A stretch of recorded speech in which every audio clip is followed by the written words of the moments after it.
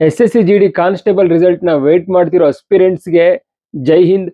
ಇವತ್ತಿನ ವಿಡಿಯೋದಲ್ಲಿ SSC GD 2025 final ರಿಸಲ್ಟ್ಗೆ ಯಾರ್ಯಾರು ವೇಟ್ ಮಾಡ್ತಿದ್ದೀರಾ ಅವ್ರಿಗೆಲ್ಲ ಒಂದು ಬಿಗ್ ಅಪ್ಡೇಟ್ನ ತಂದಿದ್ದೀನಿ.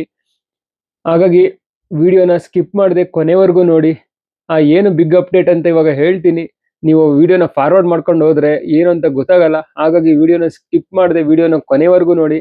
ಮತ್ತೆ ಯಾರೆಲ್ಲ ಚಾನಲ್ನ ಫಸ್ಟ್ ಟೈಮು ವಿಸಿಟ್ ಮಾಡ್ತಾ ಇದ್ದೀರಾ ಚಾನಲ್ನ ಸಬ್ಸ್ಕ್ರೈಬ್ ಮಾಡ್ಕೊಂಡು ಬೆಲ್ ಐಕನ್ನ ಕ್ಲಿಕ್ ಮಾಡಿ. ಮತ್ತೆ ನಿಮಗೆ useful information time to time ಕೊಡ್ತಾ ಇರ್ತೀನಿ. ಹಾಗಾಗಿ ಚಾನಲ್ನ ಸಬ್ಸ್ಕ್ರೈಬ್ ಮಾಡ್ಕೊಂಡು ಬೆಲ್ ಐಕನ್ನ ಕ್ಲಿಕ್ ಮಾಡ್ಕೊಳ್ಳಿ. ಏನೋ ಒಂದು 53,000ಕ್ಕೂ ಹೆಚ್ಚು SSC GD ಕಾನ್ಸ್ಟೇಬಲ್ ಹುದ್ದೆಗಳಿಗೆ ವೇಕೆನ್ಸಿಗಳನ್ನ ಕರೆದಿದ್ರು. ನೀವೆಲ್ಲ ಅದರದ್ದು ಪ್ರೊಸೆಸಿಂಗ್ ಎಲ್ಲ ಮುಗಿಸಿ ಇವಾಗ ಫೈನಲ್ ರಿಸಲ್ಟ್ಗೆ ಕಾಯ್ತಾ ಇದ್ದೀರಾ. ಡಿಸೆಂಬರ್ ಎಂಡಿಂಗಲ್ಲಿ ರಿಸಲ್ಟ್ ಬರುತ್ತೆ ಅಂತ ಎಲ್ಲರೂ ಕೂಡ ಕಾಯ್ತಾನೆ ಇದ್ದೀರಾ. ಮತ್ತೆ CISF ಅವರು ಕೂಡ 2026 ಜನವರಿಲಿ ಟ್ರೈನಿಂಗ್ ಕ್ಯಾಲೆಂಡರ್ನು ಕೂಡ ರಿಲೀಸ್ ಮಾಡಿಬಿಟ್ಟಿದ್ದಾರೆ. ಅದರಿಂದ ನಿಮಗೆ ಇನ್ನೂ ಒಂದು ಗ್ಯಾರಂಟಿ ಆಗ್ಬಿಟ್ಟಿತ್ತು. 2026ರಲ್ಲಿ ಟ್ರೈನಿಂಗ್ ಕ್ಯಾಲೆಂಡರ್ ಬಿಟ್ಟಿದ್ದಾರೆ ಅಂದ್ರೆ ಈಗ ಡಿಸೆಂಬರಲ್ಲಿ ರಿಸಲ್ಟ್ ಬಂದೇ ಬರುತ್ತೆ ಅಂತ. ಆದರೆ ಡಿಪಾರ್ಟ್ಮೆಂಟಲ್ಲಿ ಕೆಲವು ಪ್ರಾಬ್ಲಮ್ಗಳಾಗಿದೆ.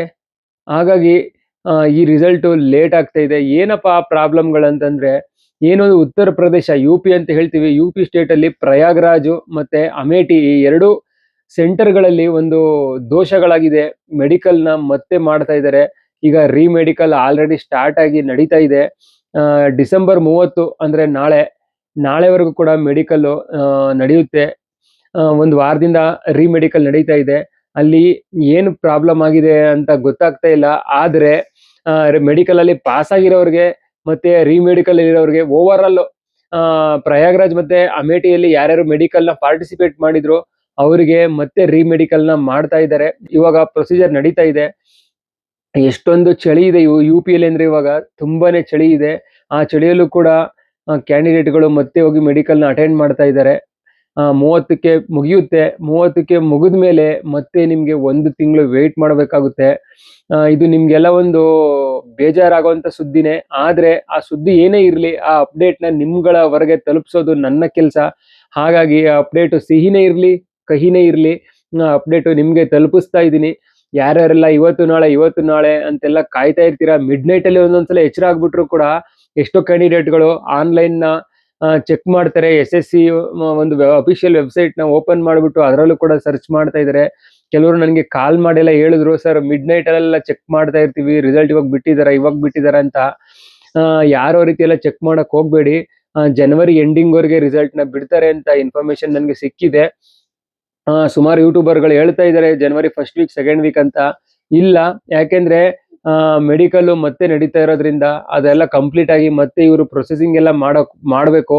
ಅದಕ್ಕೆಲ್ಲ ಟೈಮ್ ಹಿಡಿಯುತ್ತೆ. ಯಾಕೆಂದ್ರೆ ಇದು ಬರೀ ಒಂದು ಸ್ಟೇಟ್ದು ಜಾಬ್ ಅಲ್ಲ, ಆಲ್ ಓವರ್ ಇಂಡಿಯಾದು ಜಾಬು. ಮತ್ತೆ 5,000 10,000 ವೇಕೆನ್ಸಿ ಇಲ್ಲ, 53,000 ಪ್ಲಸ್ ವೇಕೆನ್ಸಿ ಇದ್ದಿದ್ರಿಂದ ತುಂಬಾನೇ ಟೈಮ್ ಹಿಡಿಯುತ್ತೆ. ಹಾಗಾಗಿ ಏನೊಂದು SSCಗೆ ಯಾರ್ಯಾರೆಲ್ಲ ವೆಯ್ಟ್ ಮಾಡ್ತಾ ಇದ್ದೀರಾ, ನೀವು ಇನ್ನೊಂದು ಸ್ವಲ್ಪ ವೆಯ್ಟ್ ಮಾಡಬೇಕಾಗುತ್ತೆ. ಇನ್ನ ಜನವರಿ ಲಾಸ್ಟ್ ವೀಕು ಮ್ಯಾಕ್ಸಿಮಮ್ 30ರೊಳಗಡೆ ರಿಸಲ್ಟ್ 100% ಬರುತ್ತೆ. ಹಾಗಾಗಿ ಯಾರು ಗಾಬರಿ ಪಡೋ ಅವಶ್ಯಕತೆ ಇಲ್ಲ, ಆರಾಮಾಗಿರಿ. ಈ ರಿಸಲ್ಟ್ಗೋಸ್ಕರ ವೆಯ್ಟ್ ಮಾಡ್ತಾ ಇದ್ದೀರಾ, ಇನ್ನೊಂದು ತಿಂಗಳು ವೆಯ್ಟ್ ಮಾಡಿ, ನಿಮಗೆ ಜಾಬು ಸಿಕ್ಕೇ ಸಿಗುತ್ತೆ. ಯಾರ್ಯಾರಿಗೆ ಒಂದು ಸಿಗಬೇಕು ಅಂತ ಇದೆ, ಅದೃಷ್ಟ ಇದೆ, ಯಾರ್ಯಾರು ಕಷ್ಟಪಟ್ಟಿದ್ದೀರಾ, ಯಾರ್ಯಾರು ಮೆರಿಟ್ ಲಿಸ್ಟಲ್ಲಿ ಬರ್ತಾ ಇದ್ದೀರಾ ಅವ್ರಿಗೆಲ್ಲ ಜಾಬ್ ಆಗೇ ಆಗುತ್ತೆ. ಪಾಸಿಟಿವ್ ಆಗಿ ಯೋಚನೆಗಳನ್ನ ಮಾಡ್ತಾ ಇದ್ರೆ ಎಲ್ಲ ಪಾಸಿಟಿವ್ ಆಗಿ ಆಗುತ್ತೆ, ಸಕ್ಸಸ್ ಕೂಡ ಸಿಗುತ್ತೆ. ಮತ್ತೆ CISF ಅವರು ಕೂಡ ಟ್ರೈನಿಂಗ್ನ ಒಂದು ಏನು ಶೆಡ್ಯೂಲ್ ಮಾಡಿದ್ರು, ಕ್ಯಾಲೆಂಡರ್ನ ಬಿಟ್ಟಿದ್ರು, ಅವರು ಕೂಡ ಅದನ್ನ ಮತ್ತೆ ಚೇಂಜ್ ಮಾಡಿದ್ದಾರೆ. ಜನವರಿಯಲ್ಲಿ ಟ್ರೈನಿಂಗ್ನ ಸ್ಟಾರ್ಟ್ ಮಾಡ್ತೀವಿ ಅಂತ ಹೇಳಿದ್ರು. ಇವಾಗ ಮತ್ತೆ ಅವರು ಅದನ್ನ ಚೇಂಜ್ ಮಾಡಿ ಫೆಬ್ರವರಿ ಇಲ್ಲ ಮಾರ್ಚ್ ಫಸ್ಟ್ ವೀಕಲ್ಲಿ ಟ್ರೈನಿಂಗ್ನ ಮಾಡ್ತೀವಿ ಅಂತ ಒಂದು ಕ್ಯಾಲೆಂಡರ್ನ ಚೇಂಜ್ ಮಾಡಿದ್ದಾರೆ. ಮತ್ತೆ CRPF ಅಲ್ಲೂ ಕೂಡ ಅಷ್ಟೇ ಟ್ರೈನಿಂಗ್ ಕ್ಯಾಲೆಂಡರ್ ಎಲ್ಲ ರಿಲೀಸ್ ಆಗಿತ್ತು, ಅದನ್ನ ಮತ್ತೆ ಅವರು ಪೋಸ್ಟ್ಪೋನ್ ಮಾಡಿದ್ದಾರೆ. ಯಾಕಂದ್ರೆ SSC GD ಅವರು ಯಾವಾಗ ರಿಸಲ್ಟ್ ಬಿಡ್ತಾರೆ ಆ ರಿಸಲ್ಟ್ ಮೇಲೆ ಡಿಪೆಂಡ್ ಆಗುತ್ತೆ ಯಾವುದೇ ಪ್ಯಾರಾಮಿಲಿಟರಿ ಟ್ರೈನಿಂಗ್ಗಳು ಕೊಡಬೇಕಾದ್ರೆ. ಸೊ ನಿಮ್ಗೆ ಇನ್ನೂ 1 ತಿಂಗಳು ಟೈಮ್ ಕಾಯಬೇಕಾಗುತ್ತೆ. ಇದಿಷ್ಟು ಇವತ್ತಿನ SSC GDಯ ರಿಸಲ್ಟ್ ಬಗ್ಗೆ ಆಯ್ತು. ಇದು ಇವಾಗ ನಿಮ್ಗೆ ಇನ್ನೂ ಒಂದು ಕೆಲವು ಒಂದು ಇನ್ಫಾರ್ಮೇಶನ್ಗಳನ್ನ ಹೇಳ್ತೀನಿ. ಏನಪ್ಪಾ ಅಂತಂದ್ರೆ, ಈಗ ನೀವು ಜಾಬು ಜಾಯಿನ್ ಆಗ್ತೀರಾ ಅನ್ಕೊಳ್ಳಿ. ಸುಮಾರು ಕ್ಯಾಂಡಿಡೇಟ್ಗಳು ಏನು ಮಾಡ್ತಾರೆ, ಫಿಸಿಕಲ್ ಏನೋ ಒಂದು ಪ್ರಾಕ್ಟೀಸ್ನ ನೀವು ಮಾಡ್ತಾ ಇರ್ತೀರಾ, ರನ್ನಿಂಗ್ ಆಗಿರ್ಬೋದು, ಪುಷಪ್ಸ್ ಆಗಿರ್ಬೋದು, ಪುಲ್ಅಪ್ಸ್ ಆಗಿರ್ಬೋದು, ಲಾಂಗ್ ಜಂಪ್, ಹೈ ಜಂಪ್, ಏನೇ ಒಂದು ಫಿಸಿಕಲ್ ಆಕ್ಟಿವಿಟಿ ಆಗಿರ್ಬೋದು, ಅದನ್ನ ನೀವು ಬರೀ ಫಿಸಿಕಲ್ ಟೆಸ್ಟ್ ವರೆಗೆ ಮಾತ್ರ ಅದನ್ನ ಲಿಮಿಟೇಷನ್ ಆಗಿ ಇಟ್ಕೊಬಿಟ್ಟಿರ್ತೀರಾ. ಫಿಸಿಕಲ್ ಆಯ್ತಾ ಬಿಡು, ಇನ್ ಫಿಸಿಕಲ್ ಆಯ್ತು ಪಾಸ್ ಆದ, ಇನ್ನ ಫಿಸಿಕಲ್ ಅವಶ್ಯಕತೆ ಇಲ್ಲ ಅಂತ ಆ ರೀತಿ ಮಾಡಕ್ ಹೋಗ್ಬಾರ್ದು. ಯಾಕೆಂದ್ರೆ ನಿಮ್ಗೆ ಟ್ರೈನಿಂಗ್ ಅಲ್ಲಿ 1 ವರ್ಷ ರನ್ನಿಂಗು, ಫಿಸಿಕಲ್ ಫಿಟ್ನೆಸ್ ವರ್ಕೌಟ್ಸ್ ಎಲ್ಲ ಮಾಡಿಸ್ತಾ ಇರ್ತಾರೆ. ಅದು ತುಂಬಾ ಹಾರ್ಡ್ ಇರುತ್ತೆ. ಆ ಹಾರ್ಡ್ ಆಗಿ ಟ್ರೈನಿಂಗ್ ನ ಮಾಡ್ಬೇಕಂದ್ರೆ ನೀವು ಇವಾಗಿಂದನೇ ಡೈಲಿ ರನ್ನಿಂಗ್ ನ ಮಾಡ್ಕೊಂಡು ಫಿಸಿಕಲ್ ಫಿಟ್ನೆಸ್ ನ ಇಟ್ಕೋಬೇಕಾಗುತ್ತೆ. 1 ವರ್ಷಕ್ಕೆ ಆಗೋಷ್ಟು ಫಿಸಿಕಲ್ ಎಂಡ್ಯೂರೆನ್ಸ್ ನ ನೀವು ಇಟ್ಕೋಬೇಕಾಗುತ್ತೆ. ಹಾಗಾಗಿ ಇದನ್ನ ನೀವು ಮೈಂಡ್ ಅಲ್ಲಿ ಇಟ್ಕೊಂಡು ಯಾರ್ಯಾರೆಲ್ಲ ಇವಾಗ ರನ್ನಿಂಗ್ ನೆಲ್ಲ ಬಿಟ್ಬಿಟ್ಟಿದ್ದೀರಾ ಅವರು ರನ್ನಿಂಗ್ ನ ಮಾಡ್ತಾ ಇರಿ ಕಂಟಿನ್ಯೂ ಆಗಿ. ಯಾಕೆಂದ್ರೆ ನಿಮ್ಗೆ ಟ್ರೈನಿಂಗ್ ಸ್ಟಾರ್ಟ್ ಆದ್ಮೇಲೆ ಪ್ರತಿದಿನ ಸಂಡೇ ಒಂದು ದಿನ ಬಿಟ್ಟು, ಸಂಡೇ ಹಾಲಿಡೇ ಇರುತ್ತೆ, ಮತ್ತೆ ಯಾವತ್ತು ಗೌರ್ಮೆಂಟ್ ಹಾಲಿಡೇ ಇರುತ್ತೆ ಅವತ್ತು ಟ್ರೈನಿಂಗ್ ನಡೆಯೋದಿಲ್ಲ. ಗೌರ್ಮೆಂಟ್ ಹಾಲಿಡೇಸು ಪ್ಲಸ್ ಸಂಡೇಗಳು, ಈ ದಿನಗಳನ್ನ ಬಿಟ್ಟು ವೀಕ್ಲಿ 5 ದಿನ ನಿಮ್ಗೆ ಪ್ರತಿದಿನ ರನ್ನಿಂಗ್ ಇದ್ದೇ ಇರುತ್ತೆ. ಮತ್ತೆ ಅದಾದ್ಮೇಲೆ ಪುಲ್ಅಪ್ಸು, ಪುಷಪ್ಸು, ಮತ್ತೆ ಫ್ರಂಟ್ ರೋಲು, ಬ್ಯಾಕ್ ರೋಲು, ಮತ್ತೆ ತುಂಬಾ ಡಿಫ್ರೆಂಟ್ ಆಗಿರೋ ಏನೋ ಒಂದು ಫಿಸಿಕಲ್ ಟ್ರೈನಿಂಗ್ ನ ಕೊಡ್ತಾರೆ. ಹಾರ್ಡ್ ಫಿಸಿಕಲ್ ಟ್ರೈನಿಂಗ್ ಎಲ್ಲ ಇರುತ್ತೆ. ಮತ್ತೆ ಮಧ್ಯಾಹ್ನ ಟೈಮ್ ಎಲ್ಲ ನಿಮ್ಗೆ ರನ್ನಿಂಗ್ ನ ಓಡಿಸ್ತಾರೆ. ಪನಿಷ್ಮೆಂಟ್ ಅಂತೆಲ್ಲ ಕೊಡ್ತಾರೆ. ಪನಿಷ್ಮೆಂಟ್ ಅಲ್ಲಿ ಯಾರು ತಪ್ಪು ಮಾಡಿದ್ರೆ ಅದಕ್ಕೂ ಕೂಡ ರನ್ನಿಂಗ್ ನ ಮಾಡಿಸ್ತಾರೆ. ಬಿಸಿಲು ಅನ್ನೋದೆಲ್ಲ ಯೋಚನೆ ಮಾಡಲ್ಲ, ಮಳೆ ಅನ್ನೋದು ಯೋಚನೆ ಮಾಡಲ್ಲ. ಹಾಗಾಗಿ ನಿಮ್ಗೆ physical fitness level high level ಆಗಿರ್ಬೇಕಾಗುತ್ತೆ. ಅದರಿಂದ ನಾನು ಹೇಳ್ತಾ ಇರೋದು, ಯಾರೆಲ್ಲ ಇವಾಗ ಖಾಲಿ ಕೂತಿದ್ದೀರಾ ಫಿಸಿಕಲ್ ಮಾಡ್ದೇನೆ, ಅವರು ನೀವು ಇವಾಗಿಂದಾನೆ ಟಚ್ ಅಪ್ ಅಲ್ಲಿರಿ. ನಿಮ್ದು ಫಿಸಿಕಲ್ ಪಾಸ್ ಆಗಿರ್ಬೋದು, ನಿಮ್ದು ಜಾಬ್ ನನಗೆ 100% ಆಗುತ್ತೆ ಅಂತ ನಿಮ್ಗೆ ಅನ್ನಿಸ್ತಾ ಇರ್ಬೋದು. ಅಂಥವರೆಲ್ಲ ಫಿಸಿಕಲ್ ಅಲ್ಲಿರಿ. ಫಿಸಿಕಲ್ ಫಿಟ್ ಆಗಿರೋದ್ರಿಂದ ನಿಮ್ಗೆ ಟ್ರೈನಿಂಗ್ ಅಲ್ಲಿ ಈಸಿ ಆಗುತ್ತೆ. ಮತ್ತೆ ಟ್ರೈನಿಂಗ್ ಅಲ್ಲಿ ಮಂಡಿ ನೋವಾಗೋದು, ಶಿನ್ ಪೇನ್ ಆಗೋದು, ಮತ್ತೆ ಆಂಕಲ್ ಪೇನ್ ಆಗೋದು ಇದೆಲ್ಲ ಆಗೋದಿಲ್ಲ. ಈ ರೀತಿ ಎಲ್ಲ ಆದ್ರೆ ನಿಮ್ಗೆ 1 ವಾರ ರೆಸ್ಟ್ ಕೊಡ್ತಾರೆ, 2 ದಿನ 4 ದಿನ ರೆಸ್ಟ್ ಕೊಡ್ತಾರೆ. ನೀವು ಜಾಸ್ತಿ 1 ತಿಂಗಳೆಲ್ಲ ನೀವು ಈ ರೀತಿ ರೆಸ್ಟ್ ಮಾಡ್ಕೊಂಡು ಹಾಸ್ಪಿಟ್ಲಲ್ಲಿ ಅಡ್ಮಿಟ್ ಆಗ್ಬಿಟ್ರೆ, ನನ್ಗೆ ಫಿಸಿಕಲ್ ಅಲ್ಲಿ ಆಗ್ತಾ ಇಲ್ಲ ಅಂತ ನಿಮ್ನ ರಿಲಿಗೇಟ್ ಮಾಡ್ಬಿಡ್ತಾರೆ. ರಿಲಿಗೇಟ್ ಅಂದ್ರೆ ಏನಂತ ಯೋಚನೆ ಮಾಡ್ತಾ ಇದ್ದೀರಾ? ರಿಲಿಗೇಟ್ ಅಂದ್ರೆ ಫಾರ್ ಎಕ್ಸಾಂಪಲ್, ನೀವು ಟ್ರೈನಿಂಗ್ ಸ್ಟಾರ್ಟ್ ಆಗುತ್ತೆ ಅನ್ಕೊಳ್ಳಿ. ಬೇಸಿಕ್ ಫುಡ್ ಡ್ರಿಲ್ ಮಾಡ್ತಾ ಇರ್ತೀರಾ. ಮೊದಲನೇ 3 ತಿಂಗಳಲ್ಲಿ ನೀವು 1 ತಿಂಗಳು ರನ್ನಿಂಗ್ ಮಾಡಿರ್ತೀರಾ, ಮತ್ತೆ 2ನೇ ತಿಂಗಳು ಟ್ರೈನಿಂಗ್ ಮಾಡಿರ್ತೀರಾ. 3ನೇ ತಿಂಗಳಲ್ಲಿ ನಿಮ್ಗೆ ಕಾಲ್ ನೋವಾಯ್ತು ಅನ್ಕೊಳ್ಳಿ. ನೀವು 15ರಿಂದ 20 ದಿನ ಟ್ರೈನಿಂಗ್ ಗೆ ಅಟೆಂಡ್ ಮಾಡ್ಲಿಲ್ಲ, ಕಾಲ್ ನೋವಿಂದ ಹಾಸ್ಪಿಟ್ಲಿಗೆ ಅಡ್ಮಿಟ್ ಆಗ್ಬಿಟ್ರಿ ಅಂತ ಅನ್ಕೊಳ್ಳಿ. ಅವಾಗ ನಿಮ್ನ ಏನು ಫಸ್ಟ್ 3 ತಿಂಗಳು ಬೇಸಿಕ್ ಫುಡ್ ಡ್ರಿಲ್ ಟ್ರೈನಿಂಗ್ ನಡೆಯುತ್ತೆ, ಅದಕ್ಕೆ ರಿಲಿಗೇಟ್ ಅಂತ ಮಾಡ್ತಾರೆ. ಅಂದ್ರೆ ನೀವು 2 ತಿಂಗಳು ಏನು ಟ್ರೈನಿಂಗ್ ಮಾಡಿದೀರಾ ಅದು ನಿಮ್ಗೆ ಕೌಂಟ್ ಆಗೋದಿಲ್ಲ, ಫೇಲ್ ಮಾಡ್ಬಿಡ್ತಾರೆ. ಮತ್ತೆ ನಿಮ್ನ ಬ್ಯಾಕ್ ಹಾಕ್ಬಿಡ್ತಾರೆ. ಮತ್ತೆ ನೆಕ್ಸ್ಟ್ ಬ್ಯಾಚ್ ಯಾರು ಬರ್ತಾರೆ ಅವ್ರ ಜೊತೆ ಮತ್ತೆ ನೀವು ಫಸ್ಟ್ ಡೇ ಅಂದ್ರೆ 0 ಡೇ ಫಸ್ಟ್ ಡೇ ಅಂತ ಹೇಳ್ತಾರಲ್ಲ, ಫಸ್ಟ್ ವೀಕ್ ಟ್ರೈನಿಂಗ್ ಅಂತ. ನಿಮ್ಗೆ 44 ವೀಕ್ಗಳ ಟ್ರೈನಿಂಗ್ ಇರುತ್ತೆ ಬೇಸಿಕಲಿ. ಆ ಮೊದಲನೇ ವೀಕಲ್ಲಿ ನಿಮ್ಗೆ ಹಾಕ್ಬಿಡ್ತಾರೆ. ನಿಮ್ದು ಏನು 2 ತಿಂಗಳು ಕಷ್ಟಪಟ್ಟಿದ್ರಿ ಅದು ಲಾಸ್ ಆಗ್ಬಿಡುತ್ತೆ. ಹಾಗಾಗಿ ನೀವು ಫಿಸಿಕಲ್ ಫಿಟ್ನೆಸ್ ನ ಇವಾಗ್ಲಿಂದನೇ ಮೇಂಟೈನ್ ಮಾಡ್ಕೊಳ್ಳಿ. ಇವಾಗ್ಲಿಂದನೇ ನೀವು ಮೇಂಟೈನ್ ಮಾಡ್ಕೊಳ್ಳೋದ್ರಿಂದ ಆ ರೀತಿ ರಿಲಿಗೇಟ್ ಆಗೋದ್ರಿಂದ ತಪ್ಪಿಸ್ಕೊಳ್ಬೋದು. ಮತ್ತೆ ಫಿಟ್ನೆಸ್ ಆಗಿದ್ರೆ ಈಸಿಯಾಗಿ ನೀವು ಟ್ರೈನಿಂಗ್ ನ ಮಾಡ್ಕೊಂಡು ಹೋಗ್ಬೋದು. ಎಲ್ಲೂ ಇಂಜುರೀಸ್ ಆಗೋದಿಲ್ಲ, ಕಾಲ್ ನೋವುಗಳಾಗೋದಿಲ್ಲ, ಬಾಡಿ ಪೇನ್ ಆಗೋದಿಲ್ಲ. ಹಾಗಾಗಿ ಯಾರ್ಯಾರೆಲ್ಲ ರನ್ನಿಂಗ್ ಮಾಡ್ತಾ ಇಲ್ಲ ಅವರು ರನ್ನಿಂಗ್ ನ ಮಾಡಿ. ಜಸ್ಟ್ ನೀವು ರನ್ನಿಂಗ್ ಅಂದ್ರೆ ಲಾಂಗ್ ರನ್ನಿಂಗ್, ಜಾಸ್ತಿ ರನ್ನಿಂಗ್ ಎಲ್ಲ ಮಾಡಕ್ ಹೋಗ್ಬೇಡಿ. ಜಸ್ಟ್ ಟಚ್ ಅಲ್ಲಿ ಇರಿ, ಜಾಗಿಂಗ್ ಮಾಡಿ, ಸಿಟ್ ಅಪ್ ಮಾಡಿ, ಪುಷ್ ಅಪ್ ಮಾಡಿ, ಬಾಡಿ ಸ್ಟ್ರೆಚಿಂಗ್ ಮಾಡಿ. ಫಿಸಿಕಲ್ ಫಿಟ್ನೆಸ್ ಟಚ್ ಅಲ್ಲಿ ಇರಿ ಅಂತ ನಾನು ಹೇಳ್ತಾ ಇದ್ದೀನಿ. ಇದರಿಂದ ನಿಮ್ಗೆ ತುಂಬಾ ಬೆನಿಫಿಟ್ ಆಗುತ್ತೆ ಟ್ರೈನಿಂಗ್ ಅಲ್ಲಿ. ಬೇಕಾದ್ರೆ ನೀವು ಟ್ರೈನಿಂಗ್ ಮಾಡ್ಬೇಕಾದ್ರೆ ನನ್ನ ಮಾತು ನಿಮ್ಗೆ ಅನುಭವ ಆಗುತ್ತೆ. ಅವಾಗ ನನ್ನ ನೆನಪಿಸ್ಕೋತೀರಾ, ಸರ್ ಈ ತರ ಹೇಳ್ತಾ ಇದ್ರು, ನಾವು ಮಾಡ್ಬೇಕಿತ್ತು ಅಂತ. ಹಾಗಾಗಿ ಹೇಳ್ತಾ ಇದ್ದೀನಿ, ಇದನ್ನ ಫಾಲೋ ಮಾಡಿ. ಯಾರು ರನ್ನಿಂಗ್ ನ ಬಿಡಬೇಡಿ, ಇವಾಗ್ಲಿಂದ ಮಾಡ್ಕೊಂಡೋಗಿ. 1 ವರ್ಷಕ್ಕಾಗಷ್ಟು ನಿಮ್ಗೆ ಫಿಸಿಕಲ್ ಫಿಟ್ನೆಸ್ ಇರಬೇಕು. ಹಾಗಾಗಿ ಇವಾಗ್ಲಿಂದನೇ ಮಾಡ್ಕೊಂಡೋಗಿ. ಮತ್ತೆ ಟ್ರೈನಿಂಗ್ ಬಗ್ಗೆ ನಾನು CRPF ಒಂದು ವಿಡಿಯೋ ಮಾಡಿದೆ, ಅದರಲ್ಲೂ ಹೇಳಿದ್ದೀನಿ. BSF ಕೂಡ ಒಂದು ವಿಡಿಯೋ ಮಾಡಿದೆ, ಅದರಲ್ಲೂ ಹೇಳಿದ್ದೀನಿ ಏನೇನು ಟ್ರೈನಿಂಗ್ಗಳು ನಿಮ್ಗೆ ಆಗುತ್ತೆ ಅಂದ್ಬಿಟ್ಟು. ಇವಾಗ ಮತ್ತೆ ಇನ್ನೊಂದ್ಸಲ ಹೇಳ್ತೀನಿ. ಸ್ಟಾರ್ಟಿಂಗ್ ಅಲ್ಲಿ 3 ತಿಂಗಳು ಫುಡ್ ಡ್ರಿಲ್ ಅಂದ್ರೆ ಮಾರ್ಚ್ ಫಾಸ್ಟ್ ಡ್ರಿಲ್ ಮಾಡಿಸ್ತಾರೆ. ಯಾರ್ಯಾರು NCC ಮಾಡಿದ್ರೆ ಅವ್ರಿಗೆಲ್ಲ ಇದ್ರ ಬಗ್ಗೆ ಗೊತ್ತಿರುತ್ತೆ. ಮತ್ತೆ ಆರ್ಮ್ಸ್ ಡ್ರಿಲ್ ಅಂತ ಮಾಡ್ತಾರೆ. ಆರ್ಮ್ಸ್ ಅಂದ್ರೆ ವೆಪನ್, ರೈಫಲ್ ಅಂತ ಹೇಳ್ತೀವಿ. ರೈಫಲ್ ನ ಹಿಡ್ಕೊಂಡು ಹೇಗೆ ಮಾರ್ಚ್ ಫಾಸ್ಟ್ ಮಾಡ್ಬೇಕು, ರೈಫಲ್ ಇದ್ದಾಗ ಸಲ್ಯೂಟ್ ಹೇಗೆ ಮಾಡ್ಬೇಕು, ಆ ರೀತಿ ಎಲ್ಲ ಡ್ರಿಲ್ ಎಲ್ಲ ಕಲಿಸ್ತಾರೆ. ಇದು 3 ತಿಂಗಳಾಗುತ್ತೆ. ಇದಾದ್ಮೇಲೆ ನಿಮ್ಗೆ ಒಂದು ಟೆಸ್ಟ್ ನ ಮಾಡ್ತಾರೆ, ಫುಡ್ ಡ್ರಿಲ್ ಮತ್ತೆ ಆರ್ಮ್ಸ್ ಡ್ರಿಲ್ ಟೆಸ್ಟ್ ಅಂದ್ಬಿಟ್ಟು. ಅದರಲ್ಲಿ ನೀವು ಪಾಸ್ ಆದ್ಮೇಲೆ ನೆಕ್ಸ್ಟ್ ಸ್ಟೇಜ್ಗೆ ಇನ್ನೊಂದು ಟ್ರೈನಿಂಗ್ ಸ್ಟಾರ್ಟ್ ಆಗುತ್ತೆ. ಅದು ವೆಪನ್ ಡ್ರಿಲ್ ಅಂದ್ಬಿಟ್ಟು, ವೆಪನ್ ಹ್ಯಾಂಡ್ಲಿಂಗ್ ಡ್ರಿಲ್ ಅಂತ. ವೆಪನ್ ಹ್ಯಾಂಡ್ಲಿಂಗ್ ಡ್ರಿಲ್ ಅಂದ್ರೆ ಏನೊಂದು ರೈಫಲ್ ಇರುತ್ತೆ, ಗನ್ ಇರುತ್ತೆ, ಮತ್ತೆ ಏನೇನು ವೆಪನ್ಸ್ ಇರುತ್ತೆ ಅದನ್ನೆಲ್ಲ ಓಪನ್ ಮಾಡೋದು, ಕ್ಲೋಸ್ ಮಾಡೋದು, ಮತ್ತೆ ಅದನ್ನ ಕ್ಲೀನಿಂಗ್ ಹೇಗ್ ಮಾಡೋದು, ಮತ್ತೆ ಒಂದು ನಾವು ಶೂಟಿಂಗ್ ಮಾಡುವಾಗ ಟ್ರಿಗರ್ ಆಪರೇಷನ್ ಅಂತ ಇರುತ್ತಲ್ಲ, ಶಿಸ್ತು ಅಂತ ಹೇಳ್ತೀವಿ. ಯಾವ ರೀತಿ ನಾವು ಈ ರೀತಿ ಶಿಸ್ತನ್ನ ತಗೊಳ್ಳೋದು, ಯಾವ ರೀತಿ ಟ್ರಿಗರ್ ಆಪರೇಷನ್ ಮಾಡೋದು, ಎಷ್ಟು ಪ್ರೆಸ್ ಮಾಡಬೇಕು ಶೂಟಿಂಗ್ ಮಾಡುವಾಗ ಅನ್ನೋದು, ಮತ್ತೆ ಅದನ್ನ ಹೇಗೆ ಶೂಟಿಂಗ್ ಮಾಡಿದ್ಮೇಲೆ ನಾವು ರೈಫಲ್ನ ಹೇಗೆ ಕ್ಲೀನ್ ಮಾಡಬೇಕು, ಹೇಗೆ ಕ್ಲೀನಾಗಿ ಇಟ್ಕೋಬೇಕು, ತುಕ್ಕು ಹಿಡಿದಿರೋ ರೈಫಲ್ಗಳನ್ನ ತುಕ್ಕು ಹಿಡಿದೇ ಇರೋ ಥರ ಹೇಗೆ ಮೇಂಟೈನ್ ಮಾಡಬೇಕು, ಮತ್ತೆ ಐಡಿ ಅಂದ್ರೆ ಏನು, ಬಾಂಬ್ ಅಂದ್ರೆ ಏನು, ಮತ್ತೆ ಅದನ್ನ ಹೇಗೆ ಬ್ಲಾಸ್ಟ್ ಮಾಡೋದು, ಅದು ಬ್ಲಾಸ್ಟ್ ಆಗದೆ ಬ್ಲೈಂಡ್ ಆಗಿ ಉಳ್ಕೊಬಿಡುತ್ತೆ, ಅದನ್ನ ಯಾವ ರೀತಿ ನಾವು ಡೆಮಾಲಿಷ್ ಮಾಡಬೇಕು ಅನ್ನೋದ್ರ ಬಗ್ಗೆ ಇದೆಲ್ಲ 3 ತಿಂಗಳು ಟ್ರೈನಿಂಗ್ ನಡೆಯುತ್ತೆ. ಅದರಲ್ಲಿ ನಿಮ್ಗೆ AK-47, ಇನ್ಸಾಸು, SLR, ಮತ್ತೆ pistol, 9mm pistol, 9mm carbine, ಈ ರೀತಿ ಬೇರೆ ಬೇರೆ ವೆಪನ್ಗಳಿರುತ್ತೆ. ಇದ್ರದ್ದೆಲ್ಲ ನಾನು ಫೋಟೋ ಏನಕ್ಕೆ ಆಗ್ತಾ ಇಲ್ಲ, ವಿಡಿಯೋಸ್ ಏನಕ್ಕೆ ಆಗ್ತಾ ಇಲ್ಲ ಅಂತ ಅಂದ್ರೆ ಬರೀ ಬಾಯಿ ಮಾತಲ್ಲಿ ಹೇಳ್ಕೊಂಡು ಹೋಗ್ತಾ ಇದ್ದೀನಿ. ಏನಕ್ಕೆ ಆಗ್ತಾ ಇಲ್ಲ ಅಂದ್ರೆ ಇದು ನಮ್ಮ ಡಿಪಾರ್ಟ್ಮೆಂಟ್ ಅಲ್ಲಿ ವಯೋಲೇಷನ್ ಆಗುತ್ತೆ, ಮತ್ತೆ ನನಗೆ ಪ್ರಾಬ್ಲಮ್ ಆಗುತ್ತೆ, ಮತ್ತೆ ನನ್ನ ಜಾಬ್ಗೆ ಪ್ರಾಬ್ಲಮ್ ಆಗುತ್ತೆ. ಫೋಟೋಸು ಮತ್ತೆ ವಿಡಿಯೋಸ್ ಡಿಪಾರ್ಟ್ಮೆಂಟ್ ಬಗ್ಗೆ ಎಲ್ಲ ಸೋಷಿಯಲ್ ಮೀಡಿಯಾದಲ್ಲಿ ಹಾಕ್ಬಾರ್ದು ಅಂತ ನೀವು ನೋಡ್ತಾ ಇರ್ತೀರಾ. ಸೋಲ್ಜರ್ಸ್ ಎಲ್ಲ ಇನ್ಸ್ಟಾಗ್ರಾಮು, ಫೇಸ್ಬುಕ್, ಯೂಟ್ಯೂಬ್ ಅಲ್ಲಿ ಬರಬಾರ್ದು ಅಂತ. ಆದ್ರೂ ನಾನು ಏನೊಂದು ಧೈರ್ಯ ಮಾಡಿ ಬರ್ತಾ ಇದ್ದೀನಿ ನಿಮ್ಗೋಸ್ಕರ, ನಿಮ್ಗೆ, ನಮ್ಮ ಹುಡುಗರಿಗೆ, ನಮ್ಮ ಕರ್ನಾಟಕದ ಕ್ಯಾಂಡಿಡೇಟ್ಗಳಿಗೆ ಯೂಸ್ ಆಗ್ಲಿ ಅಂದ್ಬಿಟ್ಟು ನಾನು ಒಂದು ರಿಸ್ಕಿ ಕೆಲಸನ ಮಾಡ್ತಾ ಇದ್ದೀನಿ ಇದು. ಹಾಗಾಗಿ ಇವಾಗ ರೀಸೆಂಟ್ ಆಗಿ ಯೂನಿಫಾರ್ಮ್ ಅಲ್ಲೂ ಮಧ್ಯ ವಿಡಿಯೋಗಳನ್ನ ಮಾಡ್ತಾ ಇದ್ದೆ. ಹಾಗಾಗಿ ಇವಾಗ ಸ್ವಲ್ಪ ಅಲರ್ಟ್ ಆಗಿದ್ದೀನಿ, ನಾನು ವಿಡಿಯೋಗಳನ್ನ ಯೂನಿಫಾರ್ಮ್ ಅಲ್ಲಿ ಹಾಕೋದನ್ನ ಸ್ಟಾಪ್ ಮಾಡಿದ್ದೀನಿ. ಜಸ್ಟ್ ಕಂಬೈನ್ ಟಿ ಶರ್ಟ್, ಇದನ್ನ ಕಾಂಬ್ಯಾಟ್ ಟಿ ಶರ್ಟ್ ಅಂತೀವಿ, ಇಲ್ಲಾಂದ್ರೆ ಸಿವಿಲ್ ಅಪ್ಪರ್ಸ್, ಸಿವಿಲ್ ಟಿ ಶರ್ಟ್ಸ್ ಅಲ್ಲಿ ಇವಾಗ ವಿಡಿಯೋಗಳನ್ನ ಮಾಡ್ತಾ ಇರ್ತೀನಿ ಮಧ್ಯ. ಏನಕ್ಕೆ ಅಂದ್ರೆ ವಯೋಲೇಷನ್ ಆಗಿ ನಮ್ಗೆ ಪ್ರಾಬ್ಲಮ್ ಆಗ್ಬಾರ್ದಲ್ವಾ. ನಂದು 18ನೇ ವರ್ಷ ರನ್ನಿಂಗ್ ನಡೀತಾ ಇದೆ, ಜಾಬ್ 18 ಮುಗ್ದು 19ನೇ ವರ್ಷ ರನ್ನಿಂಗ್ ನಡೀತಾ ಇದೆ. ಸೊ ಆ ಜಾಬ್ಗೆ ಏನು, ನನ್ನ ಜಾಬ್ಗೆ ಏನು ಪ್ರಾಬ್ಲಮ್ ಆಗ್ಬಾರ್ದಲ್ವಾ, ನಂದು ಸೇಫ್ಟಿ ಮುಖ್ಯ ನನ್ಗೆ.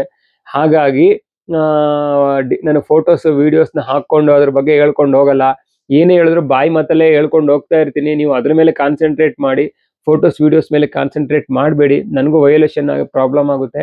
ಏನೇ ಇನ್ಫಾರ್ಮೇಶನ್ ಕೊಟ್ಟರು ನಾನು ಹಿಂಗೆ ಬಾಯಿ ಮಾತಲ್ಲಿ ಮಾತಾಡ್ಕೊಂಡು ಹೋಗ್ತಾ ಇರ್ತೀನಿ. ನೀವು ವಿಡಿಯೋನ ಕಾನ್ಸಂಟ್ರೇಟ್ ಮಾಡಿ ನೋಡಿದ್ರೆ ನಿಮ್ಗೆ A to Z ಅರ್ಥ ಆಗುತ್ತೆ ಅಂತ ನಾನು ಅನ್ಕೋತೀನಿ. ಎಷ್ಟೋ ಜನ ಕೂಡ ವಿಡಿಯೋ ಚೆನ್ನಾಗಿ ಬರ್ತಾ ಇದೆ ಸರ್, ಚೆನ್ನಾಗಿ ಇನ್ಫಾರ್ಮೇಶನ್ ಸಿಗ್ತಾ ಇದೆ ಅಂತ ಕಮೆಂಟ್ಗಳನ್ನ ಮಾಡ್ತಾ ಇದ್ದೀರಾ. ನನಗೂ ಖುಷಿ ಆಗುತ್ತೆ. ಇದೇ ರೀತಿ ನೀವು ನನಗೆ ಮೋಟಿವೇಟ್ ಮಾಡ್ತಾ ಇದ್ರೆ ನನಗೂ ಕೂಡ ಇನ್ನೂ ಒಳ್ಳೊಳ್ಳೆ ಇನ್ಫಾರ್ಮೇಶನ್ ಕೊಡಬೇಕು ಅಂದ್ಬಿಟ್ಟು ನನಗೂ ಒಳ್ಳೊಳ್ಳೆ ವಿಡಿಯೋಗಳು ಮಾಡ್ತಾ ಇರ್ತೀನಿ. ಸೊ ಹಾಗಾಗಿ ಫೋಟೋ ವಿಡಿಯೋಸ್ಗಳನ್ನ ಜಾಸ್ತಿ ಹಾಕೋದಿಲ್ಲ. ಜಸ್ಟ್ ನಾನು ಹಂಗೆ ಬಾಯಿ ಮಾತಲ್ಲಿ ಒಂದು ಡೀಟೇಲ್ ಆಗಿ A to Z ವಿವರಣೆನ ಕೊಡ್ತಾ ಇರ್ತೀನಿ. ಟ್ರೈನಿಂಗ್ ಬಗ್ಗೆ ಮಾತಾಡ್ತಾ ಇದ್ವಿ. ಟ್ರೈನಿಂಗ್ ಬಗ್ಗೆ ಇವಾಗ ನಿಮ್ಗೆ ಅದೆಲ್ಲ ಆಯ್ತು. ಅದಾದ್ಮೇಲೆ ಫೀಲ್ಡ್ ಕ್ರಾಫ್ಟ್ ಅಂತ ಇರುತ್ತೆ, ಭೂಮಿ ಮತ್ತೆ ವಾರ್ ಕ್ರಾಫ್ಟ್ ಅಂದ್ರೆ ಯುದ್ಧ ಕಲೆ, ಮತ್ತೆ ಭೂಮಿ ಕಲೆ ಅಂತೆಲ್ಲ ಇರುತ್ತೆ. ಅಂದ್ರೆ ನಾವು ಜಂಗಲ್ಸ್ ಅಂದ್ರೆ ಫಾರೆಸ್ಟ್ ಅಲ್ಲೆಲ್ಲ ಡ್ಯೂಟಿ ಮಾಡ್ಬೇಕಾದ್ರೆ ಆ ಒಂದು ಭಾಗ ಯಾವ ತರ ಫಾರೆಸ್ಟ್ ಇರುತ್ತೆ, ಯಾವ ತರ ಏರಿಯಾ ಇರುತ್ತೆ, ಆ ಏರಿಯಾಗೆ ನಾವು ನಮ್ಮ ವೆಪನ್ಗಳು ಮತ್ತೆ ನಾವು ಅದನ್ನ ಆ ಭೂಮಿಗೆ, ಆ ಏರಿಯಾಗೆ ಹೊಂದ್ಕೊಂಡು ಹೇಗೆ ನಿಂತ್ಕೊಂಡು ಡ್ಯೂಟಿ ಮಾಡಬೇಕು, ಶತ್ರುಗಳ ಕಣ್ಣಿಗೆ ತಪ್ಪಿಸ್ಕೊಂಡು ಮತ್ತೆ ಅವ್ರಿಗೆ ಹೇಗೆ ಫೈರ್ ಮಾಡ್ಬೇಕು, ಅವ್ರ ಮೇಲೆ ಪ್ರಹಾರ ಮಾಡಬೇಕು, ಆ ತರ ಎಲ್ಲ ಟ್ರೈನಿಂಗ್ ಎಲ್ಲ ಇರುತ್ತೆ. ಮತ್ತೆ ಜಂಗಲ್ ಕ್ಯಾಂಪ್ ಅಂತ ಇರುತ್ತೆ. ಜಂಗಲ್ ಕ್ಯಾಂಪಲ್ಲೆಲ್ಲ ನಿಮ್ಗೆ ಈ ರೀತಿ ಜಂಗಲ್ ಡ್ಯೂಟಿ ಹೇಗ್ ಮಾಡ್ತೀವಿ, ಮತ್ತೆ 3-4 ಡೇಸ್ ಜಂಗಲ್ ಅಲ್ಲೇ ಸ್ಟೇ ಹಾಕೊಂಡು ನಾವು ಡ್ಯೂಟಿಗಳನ್ನ ಮಾಡ್ಬೇಕಾಗುತ್ತೆ. ಅದ್ರ ಬಗ್ಗೆ ಎಲ್ಲ ಒಂದು ಟ್ರೈನಿಂಗ್ ನ ಕೊಡ್ತಾರೆ. ಮತ್ತೆ ಜಂಗಲ್ ಅಲ್ಲಿ ಹೋದಾಗ ನಮ್ಮ ಹತ್ರ ರೇಷನ್ ಏನು ಇರೋದಿಲ್ಲ, ಊಟ ಮಾಡೋದಕ್ಕೆ ಡ್ರೈ ರೇಷನ್ ಅಂತ ಇರುತ್ತೆ. ಡ್ರೈ ರೇಷನ್ ಅಂದ್ರೆ 4-5 ಲೀಟರ್ ನೀರಿನ ಬಾಟ್ಲು, ಮತ್ತೆ ಡ್ರೈ ಫ್ರೂಟ್ಸ್ ಏನು ಕಾಜು, ಬಾದಾಮು, ಹಸಿ ಕಡಲೆ ಬೀಜ, ಈ ರೀತಿ ಡ್ರೈ ಫ್ರೂಟ್ಸ್, ಬಿಸ್ಕೆಟು, ಮತ್ತೆ ಏನೋ ಒಂದು ಡ್ರೈ ಫ್ರೂಟ್ಸ್ ನಾವು ತಿಂತೀವಿ, ಮತ್ತೆ ಫ್ರೂಟ್ಸ್, ಈ ರೀತಿ ಒಂದು ಫುಡ್ ನ ಇಟ್ಕೊಂಡು 4-5 ದಿನ ನಾವು ಸರ್ವೈವ್ ಆಗ್ಬೇಕು. ಊಟ ಎಲ್ಲ ಅಲ್ಲಿ ಕಾಡಲ್ಲಿ ನಾವು ಅಡುಗೆನ ಮಾಡೋದಿಕ್ ಆಗೋದಿಲ್ಲ, ಗೊತ್ತಾಗ್ಬಿಡುತ್ತೆ, ಹೊಗೆ ಬರುತ್ತೆ, ಬೆಂಕಿ ಕಾಣುತ್ತೆ, ದುಶ್ಮನ್ಗಳಿಗೆ ಗೊತ್ತಾಗ್ಬಿಡುತ್ತೆ. ಹಾಗಾಗಿ ನಾವು ಡ್ರೈ ರೇಷನ್ ನಲ್ಲಿ ಇಟ್ಕೊಂಡು 3-4 ದಿನ ಹೇಗೆ ಸರ್ವೈವ್ ಆಗ್ಬೇಕು ಅನ್ನೋದೆಲ್ಲ ಟ್ರೈನಿಂಗ್ ಅಲ್ಲಿ ನಿಮ್ಗೆ ತೋರಿಸ್ತಾರೆ. ಅದನ್ನ ನೀವು ಕೂಡ ಫಾಲೋ ಮಾಡ್ಬೇಕಾಗುತ್ತೆ. ಊಟ ಏನು ಸಿಗೋದಿಲ್ಲ, ಅದೆಲ್ಲ ಟ್ರೈನಿಂಗ್ ಅಲ್ಲಿ ಇರುತ್ತೆ. ಮತ್ತೆ ನಿಮ್ಗೆ ಫೈರಿಂಗ್ ಬಗ್ಗೆ ಮಾತಾಡೋದಾದ್ರೆ AK-47, ಇನ್ಸಾಸು, 9mm ಪಿಸ್ಟಲ್, ಕಾರ್ಬೈನು, ಮತ್ತೆ LMG, ಇನ್ಸಾಸ್ LMG, 7.62 LMG, ಈ ರೀತಿ ಎಲ್ಲಾ ವೆಪನ್ಗಳಲ್ಲೂ ಎಷ್ಟು ವೆಪನ್ ಇದೆ ಎಲ್ಲ ವೆಪನ್ಗಳಲ್ಲೂ ಫೈರಿಂಗ್ ಮಾಡಿಸ್ತಾರೆ. ಮತ್ತೆ ನಿಮ್ಗೆ ಬಾಂಬು, ID ಮತ್ತೆ ಹ್ಯಾಂಡ್ ಗ್ರೆನೇಡು ಇದರಲ್ಲೆಲ್ಲ ಫೈರಿಂಗ್ ಮಾಡಿಸ್ತಾರೆ. ಇದ್ರದ್ದೆಲ್ಲರದ್ದು ಪಿಕ್ಕು ನಾನು ಇದೆಲ್ಲದ್ರದ್ದು ಪಿಕ್ಕು ನಿಮ್ಗೆ ಶೇರ್ ಮಾಡಬಹುದು. ID ಅಂದ್ರೇನು, ಮತ್ತೆ ಹ್ಯಾಂಡ್ ಗ್ರೆನೇಡ್ ಅಂದ್ರೇನು, ಬಾಂಬ್ ಅಂದ್ರೇನು, ಬಾಂಬಲ್ಲಿ ಎಷ್ಟು ಟೈಪ್ಸ್ ಇದೆ, ಮತ್ತೆ AK-47 ಯಾವ ತರ ಇರುತ್ತೆ, ಅದರದ್ದು ಬುಲೆಟ್ ಏನು ರೌಂಡ್ ಅಂತ ಹೇಳ್ತೀವಿ ಅದೆಷ್ಟು ಉದ್ದ ಇರುತ್ತೆ, ಯಾವ ತರ ಇರುತ್ತೆ ಅಂತ ಇದನ್ನೆಲ್ಲ ವಿಡಿಯೋಗಳು ತೋರಿಸ್ಬೋದು. ನನ್ನ ಹತ್ರ ಬೇಜಾನ್ ವಿಡಿಯೋಸ್ ಇದೆ, ಫೋಟೋಸ್ ಇದೆ. ಆದ್ರೆ ಅದು ಸೋಷಿಯಲ್ ಮೀಡಿಯಾದಲ್ಲಿ ಶೇರ್ ಮಾಡೋ ಹಾಗಿಲ್ಲ, ನನಗೆ ಪ್ರಾಬ್ಲಮ್ ಆಗುತ್ತೆ. ಹಾಗಾಗಿ ಅದನ್ನ ತೋರಿಸ್ತಾ ಇಲ್ಲ. ಜಸ್ಟ್ ಹೇಳ್ತಾ ಇದೀನಿ, ಅರ್ಥ ಮಾಡ್ಕೊಳ್ಳಿ, ಒಂದು ಇಮೇಜ್ ಮಾಡ್ಕೊಳ್ಳಿ. ಡಿಪಾರ್ಟ್ಮೆಂಟ್ಗೆ ಬಂದ್ಮೇಲೆ ನಿಮ್ಗೆ ಅದೆಲ್ಲ ಗೊತ್ತಾಗುತ್ತೆ. ಮತ್ತೆ ಇದಿಷ್ಟು ಲಾಸ್ಟ್ ಅಲ್ಲಿ ನಿಮ್ಗೆ ಫೈರಿಂಗ್ ಎಲ್ಲ ಇರುತ್ತೆ. ತುಂಬಾ ಮಜಾ ಬರುತ್ತೆ ಫೈರಿಂಗ್ ಎಲ್ಲ ಮಾಡುವಾಗ. ಭಯ ಆಗುತ್ತೆ ಸ್ಟಾರ್ಟಿಂಗ್ ಅಲ್ಲಿ. ಮತ್ತೆ ಹೋಗ್ತಾ ಹೋಗ್ತಾ ನಿಮ್ಗೆ ಮಜಾ ಬರುತ್ತೆ. ಇನ್ನೂ ಫೈರಿಂಗ್ ಮಾಡ್ಬೇಕು ಅಂತ ಅನ್ಸುತ್ತೆ. ತುಂಬಾ ಚೆನ್ನಾಗಿರುತ್ತೆ. ಮತ್ತೆ ಲಾಸ್ಟ್ ಅಲ್ಲಿ ನಿಮ್ಗೆ 2 ರಿಂದ 3 ವೀಕು ಒಂದು POP ಪ್ರಾಕ್ಟೀಸ್ ನ ಮಾಡಿಸ್ತಾರೆ. ಪಾಸಿಂಗ್ ಔಟ್ ಪೆರೇಡ್ ಅಂತ ಹೇಳ್ತೀವಿ. ಪಾಸಿಂಗ್ ಔಟ್ ಪೆರೇಡ್ ನ ಮಾಡಿಸ್ತಾರೆ. ಆ ಪೆರೇಡ್ ನ ಒಂದು ಪ್ರೋಗ್ರಾಮ್ಗೆ ನಿಮ್ಮ ಫ್ಯಾಮಿಲಿ ಅವರೆಲ್ಲ ಬರ್ಬೋದು. ನಿಮ್ಮ ಫ್ರೆಂಡ್ಸು, ಅಪ್ಪ ಅಮ್ಮ, ಸಿಸ್ಟರ್, ಬ್ರದರ್ ಎಲ್ಲಾರನ್ನು ಕರ್ಕೊಂಡು ಬರ್ಬೋದು. ಅದರಲ್ಲಿ ಫೋಟೋ ಸೆಷನ್ ಎಲ್ಲ ಇರುತ್ತೆ. ನಿಮ್ಮ ಕಂಪನಿ, ನಿಮ್ಮ ವಿಂಗ್ ಜೊತೆ, ನಿಮ್ಮ ಫ್ಯಾಮಿಲಿ ಜೊತೆ ಫೋಟೋಸ್ ಎಲ್ಲ ತೆಗೆಸ್ಕೋಬಹುದು. ತುಂಬಾ ಚೆನ್ನಾಗಿರುತ್ತೆ ಅದು ಪ್ರೋಗ್ರಾಮು. ಆ ಪ್ರೋಗ್ರಾಮ್ ಆದ್ಮೇಲೆ ನಿಮ್ಗೆ ಮತ್ತೆ 15 ಡೇಸ್ ಲೀವ್ ನ ಕೊಡ್ತಾರೆ. ಮತ್ತೆ ಟ್ರೈನಿಂಗ್ ಮಧ್ಯದಲ್ಲೂ ನಿಮ್ಗೆ 15 ಡೇಸ್ ಲೀವ್ ನ ಕೊಡ್ತಾರೆ. ಏನೋ ಒಂದು ಮಿಡ್ ಟರ್ಮ್ ಬ್ರೇಕ್ ಅಂತ ಹೇಳ್ತೀವಿ. 6 ತಿಂಗಳಾದ್ಮೇಲೆ ಟ್ರೈನಿಂಗ್ ಆಫ್ ಇರುತ್ತೆ. ಮತ್ತೆ ಲಾಸ್ಟ್ ಅಲ್ಲಿ ಟ್ರೈನಿಂಗ್ ಮುಗಿದ ಮೇಲೂ ಕೂಡ ನಿಮ್ಗೆ 15 ಡೇಸ್ ಲೀವ್ ಇರುತ್ತೆ. ಅದಾದ್ಮೇಲೆ ಎಲ್ಲರಿಗೂ ಬಟಾಲಿಯನ್ಗೆ ಡಿಪ್ಲೊಯ್ಮೆಂಟ್ ಮಾಡ್ತಾರೆ. ಎಲ್ಲರೂ ಎಲ್ಲೆಲ್ಲಿ ಬಟಾಲಿಯನ್ ನಿಮ್ಗೆ ಡಿಪ್ಲೊಯ್ಮೆಂಟ್ ಮಾಡ್ತಾರೆ ಅಲ್ಲಿಗೆ ನೀವು ಹೋಗ್ಬೇಕಾಗುತ್ತೆ. ಮತ್ತೆ ಬಟಾಲಿಯನ್ ಅಲ್ಲಿ ನಿಮ್ಗೆ ಹೊಸ ಸೋಲ್ಜರ್ ಲೈಫ್ ಸ್ಟಾರ್ಟ್ ಆಗುತ್ತೆ. ಟ್ರೈನಿಂಗ್ ಸೆಂಟರ್ ಅಲ್ಲಿ ಒಂದ್ ಲೈಫ್ ಆದ್ರೆ ರಿಕ್ರೂಟ್ ಅಂತಾರೆ ಟ್ರೈನಿಂಗ್ ಅಲ್ಲಿ. ನವ ಆರಕ್ಷಿಗಳು ಅಂತ ಕನ್ನಡದಲ್ಲಿ, ನ್ಯೂ ರಿಕ್ರೂಟ್ಸ್ ಅಂತ ಇಂಗ್ಲಿಷ್ ಅಲ್ಲಿ ಹೇಳ್ತಾರೆ. ರಿಕ್ರೂಟ್ ಅಂತಾನೆ. RT ಅಂತ ಕರೀತಾರೆ ನಿಮ್ನ ಟ್ರೈನಿಂಗ್ ಅಲ್ಲೆಲ್ಲ. ಅದಾದ್ಮೇಲೆ ನೀವು ಪಾಸಿಂಗ್ ಔಟ್ ಪೀರಿಯಡ್ ಆದ್ಮೇಲೆ RT ಇಂದ CT ಗೆ ಪ್ರಮೋಷನ್ ಆಗ್ತೀರಾ. CT ಅಂದ್ರೆ ಕಾನ್ಸ್ಟೇಬಲ್ ಆಗೋದು ನೀವು ಪಾಸಿಂಗ್ ಔಟ್ ಪೀರಿಯಡ್ ಆದ್ಮೇಲೆ. ನೀವು ಸ್ಟಾರ್ಟಿಂಗ್ ಅಲ್ಲಿ ಬಟಾಲಿಯನ್ಗೆ ಹೋದ್ಮೇಲೆ ನಿಮ್ಗೆಲ್ಲ ಹೊಸ ಎಕ್ಸ್ಪೀರಿಯನ್ಸ್ ಗಳಾಗುತ್ತೆ. ಡ್ಯೂಟಿ ಯಾವ ತರ ಇರುತ್ತೆ, ಎಲ್ಲರೂ ಸೀನಿಯರ್ಸ್ ಇರ್ತಾರೆ. ನಿಮ್ಗಿಂತ ಸೀನಿಯರ್ಸ್ ನ ರೆಸ್ಪೆಕ್ಟ್ ಕೊಟ್ಕೊಂಡು ಹೋಗಿ, ಸೀನಿಯರ್ಸ್ ಜೊತೆ ಹೊಂದ್ಕೊಂಡು ಹೋಗಿ. ನಿಮ್ಗೆ ಡ್ಯೂಟಿಗಳ ಬಗ್ಗೆ ಎಲ್ಲ ಅವರೆಲ್ಲ ಹೇಳ್ಕೊಡ್ತಾರೆ, ಹೇಗಿರ್ಬೇಕು, ಹೇಗ್ ಮಾಡ್ಬೇಕು ಅಂತ. ರೆಸ್ಪೆಕ್ಟ್ ತುಂಬಾ ಮುಖ್ಯ. ನೀವು ಮನೇಲೂ ಕೂಡ ನಿಮ್ಮ ಅಣ್ಣಂದಿರಿಗೆ, ನಿಮ್ಮ ಅಪ್ಪ ಅಮ್ಮಗೆ, ನಿಮ್ಮ ಮನೇಲಿ ಯಾರ್ಯಾರು ದೊಡ್ಡವರಿದ್ದಾರೆ ಅವ್ರಿಗೆಲ್ಲ ಹೇಗೆ ರೆಸ್ಪೆಕ್ಟ್ ನ ಕೊಡ್ತೀರಾ, ಅದೇ ರೀತಿ ಒಂದು ರೆಸ್ಪೆಕ್ಟ್ ನ ಅಲ್ಲೂ ಕೊಡಿ. ಸೀನಿಯರ್ಸ್ಗೆ ನೀವು ರೆಸ್ಪೆಕ್ಟ್ ನ ಕೊಟ್ರೆ ಅವರೇ ನಿಮ್ಗೆ ಪ್ರತಿಯೊಂದು ಡೀಟೇಲ್ ಆಗಿ ಎಲ್ಲದನ್ನು ಇನ್ಫಾರ್ಮೇಶನ್ಗಳನ್ನ ಕೊಡ್ತಾ ಹೋಗ್ತಾರೆ. ಮತ್ತೆ ಲೀವ್ ಬಗ್ಗೆ ಎಲ್ಲ ನೆನ್ನೆ ಡೀಟೇಲ್ ಆಗಿ ಬೇರೆ ಬೇರೆ ವಿಡಿಯೋಗಳಲ್ಲಿ ಹೇಳಿದೀನಿ. ಲೀವ್ ಎಷ್ಟಿರುತ್ತೆ ಮತ್ತೆ ಸ್ಯಾಲ್ರಿಲಿ ಎಷ್ಟಿರುತ್ತೆ ಅಂತ. 8th ಪೇ ಕಮಿಷನ್ ಕೂಡ ಬರ್ತಾ ಇದೆ. ಒಳ್ಳೆ ಸ್ಯಾಲ್ರಿನೇ ಇದೆ ನಿಮ್ಗೆ ಸೆಂಟ್ರಲ್ ಗೌರ್ಮೆಂಟ್ ಅಲ್ಲಿ. ಆರಾಮಾಗಿ ನಿಮ್ಮ ಏನೊಂದು ಫೈನಾನ್ಷಿಯಲ್ ಪ್ರಾಬ್ಲಮ್ ಇದೆ ಅದನ್ನೆಲ್ಲ ಸಾಲ್ವ್ ಮಾಡುತ್ತೆ. ಏನೋ ಮಿಡಲ್ ಕ್ಲಾಸ್ ಅಥವಾ ಪೂರ್ ಫ್ಯಾಮಿಲಿಯಿಂದ ಬಂದಿರ್ತೀರ. ನಂತರ ನಾನು ಕೂಡ ಪೂರ್ ಫ್ಯಾಮಿಲಿಯಿಂದಾನೆ, ಮಿಡಲ್ ಕ್ಲಾಸ್ ಫ್ಯಾಮಿಲಿಯಿಂದಾನೆ.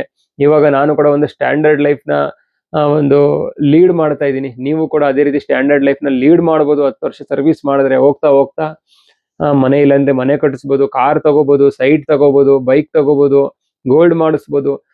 ಈ ರೀತಿ ನಾವು ಫೈನಾನ್ಷಿಯಲ್ ಆಗಿ ನಾವು ಒಂದು ಇಂಪ್ರೂವ್ಮೆಂಟ್ ನ ಮಾಡ್ಕೋಬಹುದು. ಸಾಕು ಇವತ್ತಿಗೆ. ಹಿಂಗೆ ಮಾತಾಡ್ಕೊಂಡು ಹೋದ್ರೆ ನಿಮ್ಗೆ ಬೋರ್ ಆಗುತ್ತೆ. ಇದಿಷ್ಟು ಇವತ್ತು SSC GD ಒಂದು ಅಪ್ಡೇಟ್ ಕೊಡೋಣ ಅಂತ. ಹಾಗೆ ಯಾರು ರನ್ನಿಂಗ್ ಎಲ್ಲ ಮಾಡ್ತಾ ಇರಲ್ಲ ಅವ್ರಿಗೂ ಒಂದು ಇನ್ಫಾರ್ಮೇಶನ್ ಕೊಡೋಣ. ರನ್ನಿಂಗ್ ಮಾಡಿ, ಟ್ರೈನಿಂಗ್ ಎಲ್ಲ ಹಾರ್ಡ್ ಇರುತ್ತೆ. ಇವಾಗ್ಲಿಂದನೇ ಫಿಸಿಕಲ್ ಫಿಟ್ನೆಸ್ ನ ಮೇಂಟೈನ್ ಮಾಡ್ಕೊಂಡು ಹೋಗಿ ಅಂತ ಹೇಳೋಣ ಅಂದ್ಬಿಟ್ಟು ಈ ವಿಡಿಯೋನ ಮಾಡಿದೆ. ವಿಡಿಯೋ ಇಷ್ಟ ಆಗಿದ್ರೆ ವಿಡಿಯೋನ ಲೈಕ್ ಮಾಡಿ. ಹಾಗೆ ಏನಾದ್ರು ಡೌಟ್ಸ್ ಇದ್ರೆ ಕಮೆಂಟ್ ಮಾಡಿ. ಮತ್ತೆ ವಿಡಿಯೋನ ನಿಮ್ಮ ಎಲ್ಲಾ ಸ್ನೇಹಿತರಿಗೂ ಶೇರ್ ಮಾಡಿ. ನೆಕ್ಸ್ಟ್ ವಿಡಿಯೋದಲ್ಲಿ ಸಿಗೋಣ. ಬಾಯ್ ಬಾಯ್, ಟೇಕ್ ಕೇರ್, ಜೈ ಹಿಂದ್.